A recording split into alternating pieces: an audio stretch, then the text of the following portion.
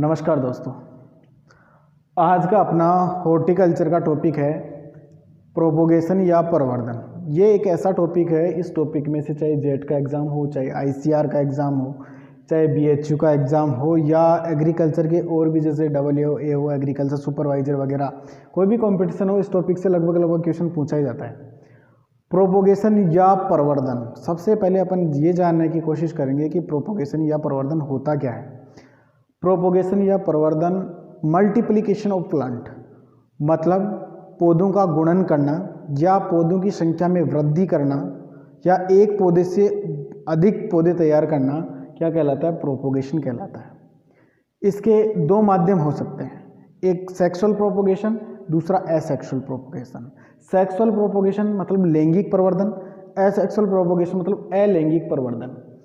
जो पौधे अपन बीज के माध्यम से तैयार कर रहे हैं वो लैंगिक प्रवर्धन के अंतर्गत आते हैं और उन पौधों को अपन बीजू पौधा कहते हैं। उन पौधों को बीजू पौधा कहा जाता है और इसके उदाहरण क्या हैं? पपीता, फालसा, कागजी नींबू, करौंदा, मैंगोस्टीन, लीची जिसको बोलते हैं। इनके माध्यम से, बीज के माध्यम से ही इसमें पौधे तैयार हो सकते हैं। अलैंगिक मतलब पौधे का कोई भी वानस्पतिक भाग हो, चाहे जड़, तना, पत्ती, छाल, किसी और फूल, कोई भी भाग हो, उसके माध्यम से अगर अपन नया प्लांट तैयार कर रहे हैं, इसका मतलब अलैंगिक प्रवर्धन के अंतर्गत आ रहा है। इस अलैंगिक प्रोपोगेशन को अपन वानस्पतिक या कायिकीय प्रवर्धन या वेजिटेटिव प्रोपोगेशन भी बोलते हैं। अब इन दोनों में बेसिकली डिफरेंस क्या है? दोनों में बेसिकली डिफरेंस यही है, देखो पहले लाभ किसके? लैंगिक प्रवर्धन के। लैंगिक प्रवर्धन से अपन अगर कोई पौधा तैयार कर रहे हैं तो ये बिल्कुल सरल और सिंपल विधि है।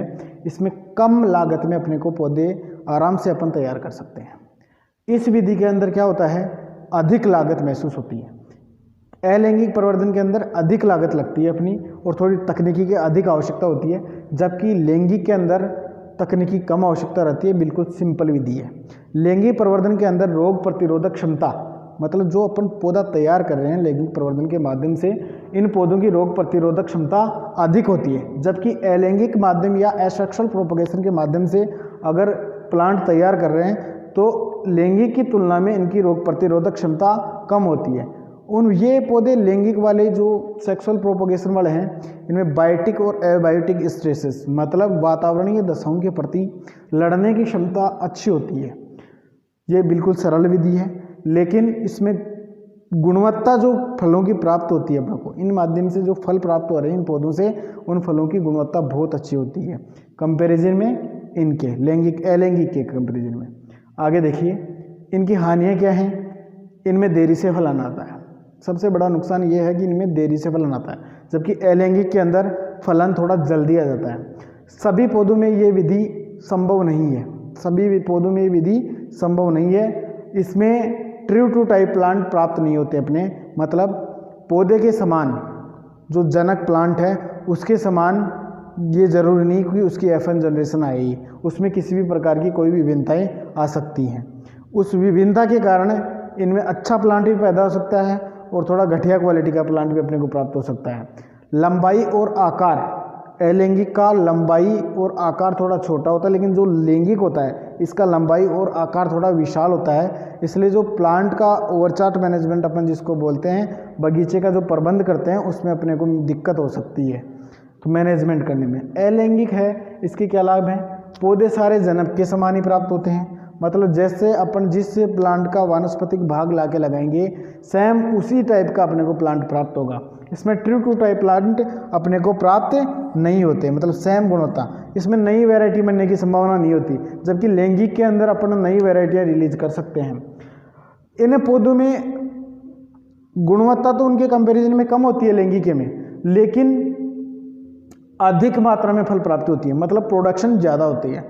और इसके अलावा ये सभी पौधों के अंदर संभव नहीं है। कैसे? जैसे जिन पौधों का प्रवर्धन पपीता, फालसा, अनानास और अंगूर वगैरह, इनके ज़्यादातर बीजों से प्रवर्धन नहीं किए जा सकते हैं, लेकिन इस विधि में जिन पौधों में बीज बनते हैं, सिर्फ बीज के माध्यम से ही अपन प्रोपोगेशन कर सकते हैं, उनको ही लगा सकते हैं। इसके अलावा वेजिटेटिव पोर्शन से नहीं लगा सकते, जबकि उस विधि में सारे बीज द्वारा लगाएंगे और इसमें वेजिटेटिव के माध्यम से लगाएंगे अपन। पौधे का कोई भी भाग लेके लगा सकते हैं। नए पौधे में किसी प्रकार का कोई परिवर्तन नहीं होता। जो F1 जनरेशन में नया पौधा प्राप्त होता है उसमें किसी प्रकार का कोई परिवर्तन नहीं होता। किस्म सुधार इसमें बिल्कुल भी नहीं किया जा सकता है। इसलिए दोनों ही उपयुक्त हैं। कैसे कि जो पौधे बीज द्वारा अपन तैयार नहीं कर सकते हैं उनको मात्र किसके माध्यम से तैयार कर सकते हैं, अलैंगिक प्रवर्धन से तैयार कर सकते हैं। जिन पौधों को अलैंगिक प्रवर्धन या वानस्पतिक भागों के द्वारा तैयार नहीं कर सकते, जैसे कि पपीता, फालसा, कागजी नींबू, करौंदा, उनको लैंगिक विधि के माध्यम से तैयार कर सकते हैं। दोनों के लाभ भी हैं और दोनों की हानियां भी हैं। लेकिन क्वेश्चन कई बार ऐसे ही पूछता है कि आनुवांशिक विभिन्नताएं, बहुत अच्छा क्वेश्चन है, आनुवांशिक विभिन्नताएं किस पौधे में ज़्यादा प्राप्त होती हैं। तो आनुवांशिक विविधताएं मात्र लैंगिक पौधे में प्राप्त होती है, अलैंगिक पौधे में नहीं होती है। जब आनुवांशिक विविधता प्लांट के अंदर होगी तो नई वैरायटी बनने की भी संभावना रहती है, पौधा अच्छी गुणवत्ता के बनने की कोशिश होती है और घटिया क्वालिटी का प्लांट भी बन सकता है। दोनों ही रह सकते हैं, इसमें डीमेरिट्स भी हो सकते हैं और मेरिट्स भी हो सकते हैं। लेकिन उन पौधों में क्या देरी से फलन आता है, सभी पौधे मतलब लगाना संभव नहीं है। जैसे उसमें केले का प्रवर्धन नहीं कह सकते अपन, लंबाई आकार वगैरह इनका बड़ा होता है, इनका लंबाई आकार वगैरह छोटा होता है। तो इनमें से ज़्यादातर उदाहरण देके पूछा जाता है, जैसे कि बीज द्वारा किसका प्रवर्धन किया जाता है। तो उदाहरण के तौर पर जैसे पपीता हो गया, फालसा हो गया, कोई भी 4 ऑप्शन दे देगा कि पपीता का प्रवर्धन किसके माध्यम से किया जाता है। तो अपने को याद होगा तो सीधा लिखेंगे अपन, बीज द्वारा किया जाता है। बस यही चीज़ें हैं। जैसा कि दोस्तों अपन ने पिछली क्लास में पढ़ा था प्रोपोगेशन और प्रवर्धन के बारे में, इसमें अपन ने पढ़ा लैंगिक प्रवर्धन और अलैंगिक प्रवर्धन, सेक्सुअल प्रोपोगेशन और एसेक्सुअल प्रोपोगेशन। जो पौधा बीज के द्वारा तैयार हो रहा है वो लैंगिक प्रवर्धन के अंतर्गत आता है। जो पौधे के वानस्पतिक भाग के द्वारा पौधा तैयार हो रहा है, जड़, तना, पत्ती, इसका मतलब वो एसेक्सुअल प्रोपोगेशन या अलैंगिक प्रवर्धन के अंतर्गत आता है। अब जो पौधा बीज द्वारा तैयार हो रहा है उसको तो अपन ने बीजू पौधा कह दिया और सिंपल सी बात है, बीज लगाया, पौधा तैयार हुआ, लैंगिक प्रवर्धन फाइनल। इसके बाद में जो अलैंगिक प्रवर्धन है, वानस्पतिक प्रवर्धन जिसको बोलते हैं, उसकी अलग अलग प्रकार हैं, अलग अलग उसके मेथड्स हैं, अलग अलग विधियां, अलग अलग उसके ऑपरेशन मेथड्स हैं। किस प्रकार से अपन पौधे के वानस्पतिक भाग को अलग अलग रूप में एक तकनीकी सहायता के माध्यम से अलग अलग तरीके से लगा सकते हैं, उसे किस तरीके से अपन नए प्लांट का रूप दे सकते हैं या एक पौधे से कई प्रकार के पौधे तैयार कर सकते हैं। तो आप पौधे का कोई भी भाग लो, चाहे जड़ लो, तना लो, पत्ती लो, तो उसको अलग अलग तरीके से आप काट के लगा सकते हो। जैसा इसके अलग अलग प्रकार हैं, मेथड ऑफ प्रोपोगेशन, वानस्पतिक प्रवर्धन की अलग अलग विधियां हैं। कलम द्वारा, कलम को कटिंग कहा जाता है। दूसरा उपरोपण या ग्राफ्टिंग द्वारा। तीसरा कलिकाइन या बडिंग द्वारा। चौथा दाब या लेयरिंग जिसको बोलते हैं उसके द्वारा कर सकते हैं। आप उत्तक संवर्धन या टिश्यू कल्चर के माध्यम से कर सकते हैं। विभाजन या डिवीजन उसके माध्यम से कर सकते हैं। टॉप वर्किंग या शिखर रोपण के माध्यम से कर सकते हैं। सबसे पहला इसमें कटिंग। कलम क्या होता है? कटिंग पौधे का वह भाग होता है, चाहे जड़ का हो, चाहे तना का हो, चाहे पत्ती का हो, जो अपने समान दूसरा पौधा तैयार करने की क्षमता रखता हो। इसके अलग अलग प्रकार हैं। जड़ कलम हो सकती है, तना कलम हो सकती है, पत्ती कलम है। जो अपन पौधे का एक ऐसा भाग काट के लगा रहे हैं, जैसे जड़ काट के लगा रहे हैं तो वो जड़ कलम हो गई। पौधे की पत्ती काट के लगा रहे हैं तो इसका मतलब वो पत्ती हो गई। पौधे के अगर तने वाले भाग या कोई ऐसी शाखा जो हार्ड हो, थोड़ी दिखने में भूरे रंग की हो, वैसा पोर्शन लगा रहे हैं तो कौन सी हो गई? तना कलम हो गई। ये अलग अलग प्रकार के हैं। अलग अलग पौधों में इनके अलग अलग उदाहरण हैं। और जेट हो चाहे ICR हो, इसमें कभी भी आपको डेफिनेशन नहीं पूछेगा कि कलम किसे कहते हैं, जड़ कलम किसे कहते हैं, ऐसा कोई क्वेश्चन नहीं आएगा। आपको डायरेक्ट एग्जाम्पल देगा कि जैसे सेब का प्रोपोगेशन किसके माध्यम से किया जाता है या एप्पल का प्रोपोगेशन किसके माध्यम से किया जाता है, उसमें ऑप्शन देगा जड़ कलम द्वारा किया जाता है, तना कलम द्वारा किया जाता है, लेयरिंग द्वारा किया जाता है या टिश्यू कल्चर उत्तक संवर्धन द्वारा किया जाता है। तो आपने जो यहाँ पढ़ा वो ही मतलब उसी टाइप से क्वेश्चन आते हैं वहाँ पर, और एग्जाम्पल देके ही क्वेश्चन पूछता है हमेशा। जैसे जड़ कलम, रूट कटिंग के एग्जाम्पल हैं, सेब है आपका, आड़ू है, लीची है। इन फलों का प्रोपोगेशन हमेशा जड़ कटिंग के द्वारा किया जाता है, जड़ कलम के माध्यम से ही किया जाता है। पत्ती, जिन पौधों की पत्तियां थोड़ी मांसल होती हैं, जिन पौधों की पत्तियां मांसल होती हैं, जैसे ब्रायोफिलम और बिगोनोनिया।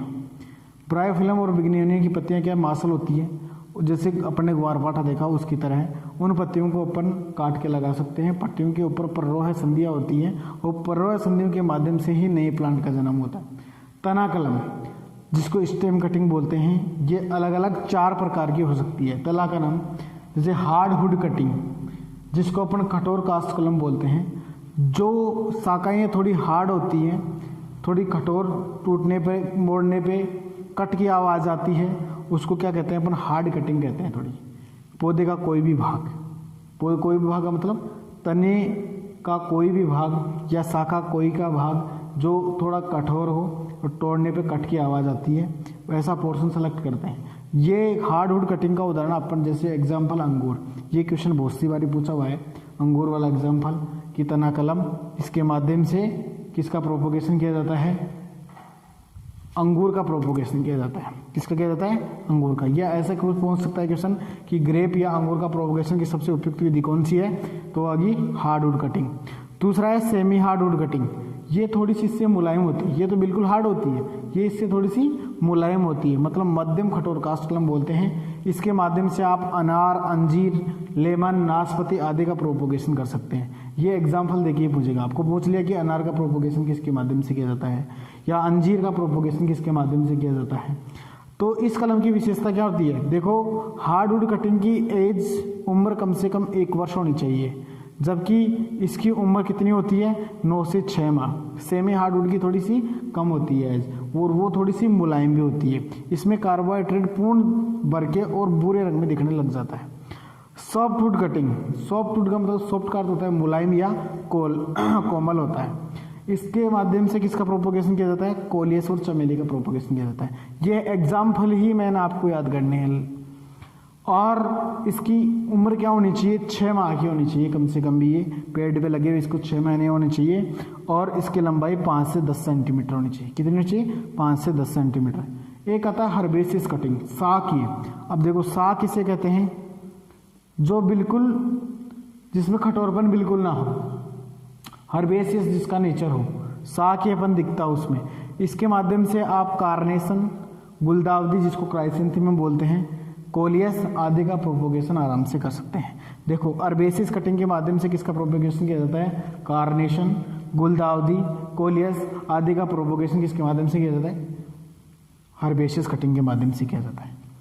अब देखो कोई भी आप कलम सेलेक्ट कर रहे हो तो उसकी क्या विशेषता होनी चाहिए। एक कलम जिसको आप सेलेक्ट कर रहे हो, उस कलम की लंबाई लगभग 15 से 25 सेंटीमीटर के बीच में होनी चाहिए। जो आप तना कलम सेलेक्ट कर रहे हो, उस तना कलम की ये मेन विशेषता है कि उसकी लंबाई 15 से 25 सेंटीमीटर होनी चाहिए। ये एग्जैक्ट क्वेश्चन पूछा हुआ है कि ये 22.5 सेंटीमीटर क्या होना चाहिए, 22.5 सेंटीमीटर होनी चाहिए इसकी लंबाई।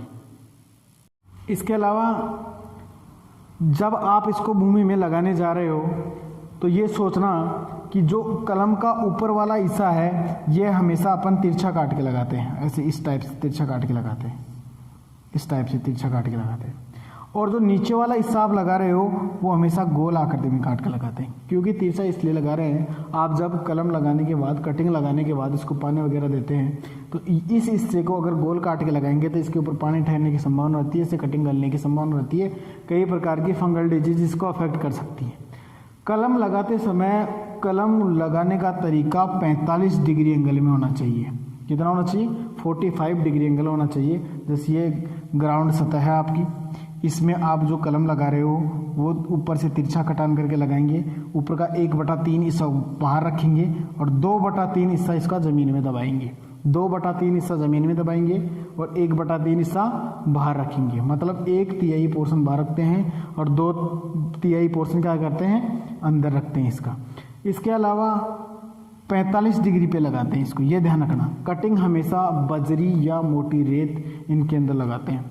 जब आप कटिंग लगाओगे तो 50 से 70 दिन, मतलब 60 से 70 दिन, 60 से 70 दिन में आपकी कटिंग बिल्कुल तैयार हो जाएगी। जब कटिंग आप लगा रहे हो तो इसमें ये ध्यान रखने योग्य बात है, कटिंग में सबसे पहले सूट निकलती है। क्या निकलती है, सूट निकलती है। और सूट निकलने के बाद रूट विकसित होती है, मतलब जड़ बाद में निकलती है और कटिंग के अंदर शाखाएं पहले निकलती है। ये कारण क्या है, क्योंकि कटिंग के अंदर पहले ऑलरेडी कार्बोहाइड्रेट मौजूद रहता है, इस कारण से क्या इसमें शाखाएं निकल जाती हैं। इसके बाद में अपन देखते हैं कि कटिंग के माध्यम से किन किन पौधों का प्रोपोगेशन किया जाता है। तो मैंने जैसा कि बताया आप लोगों को, जड़ कलम है, तो जड़ कलम के माध्यम से आप लोग किस किस पौधे का प्रवर्धन कर सकते हैं, सेब, आड़ू, लीची इनका कर सकते हैं। जड़ कलम की मोटाई कितनी होनी चाहिए, 0.5 से 1 सेंटीमीटर होनी चाहिए। लंबाई कितनी होनी चाहिए, 10 से 15 सेंटीमीटर होनी चाहिए। लंबाई 10 से 15 सेंटीमीटर होनी चाहिए। ये क्वेश्चन देखिए पूछता है जड़ कलम के माध्यम से कैसे किसका प्रवर्धन किया जाता है। पत्ती कलम है, पत्तियां, जिन पौधों की पत्तियां मासल हो जाती हैं, जैसे ब्राइफलम और बिग्नोनिया इसके उदाहरण है, ये पूछता है। इनकी पत्तियां मोटी और गुद्देदार मासल होती हैं, उनका प्रवर्धन किया जाता है। तना कलम, तना कलम के 4 प्रकार हैं, hardwood cutting, semi hardwood cutting, softwood cutting और हर्बेसियस। हार्डवुड जो थोड़ी कठोर हो, जिसकी 1 वर्ष है, जो उदाहरण के तौर पर इसका आंसर क्या है, अंगूर है, ग्रेप्स, एग्जाम्पल इसका ग्रेप्स है। सेमी हार्डवुड अनार, अंजीर, लेमन, नाशपाती, ये सारे किस में आते हैं, सेमी हार्डवुड कटिंग द्वारा प्रोपोगेट किए जाते हैं। सॉफ्ट वुड द्वारा कौन से किए जाते हैं, कॉलियस और चमेली का प्रोपोगेशन किया जाता है। हर्बेसियस जो बिल्कुल शाख या नेचर की होती है, उसके माध्यम से कार्नेशन और गुलदाउदी का प्रोपोगेशन किया जाता है।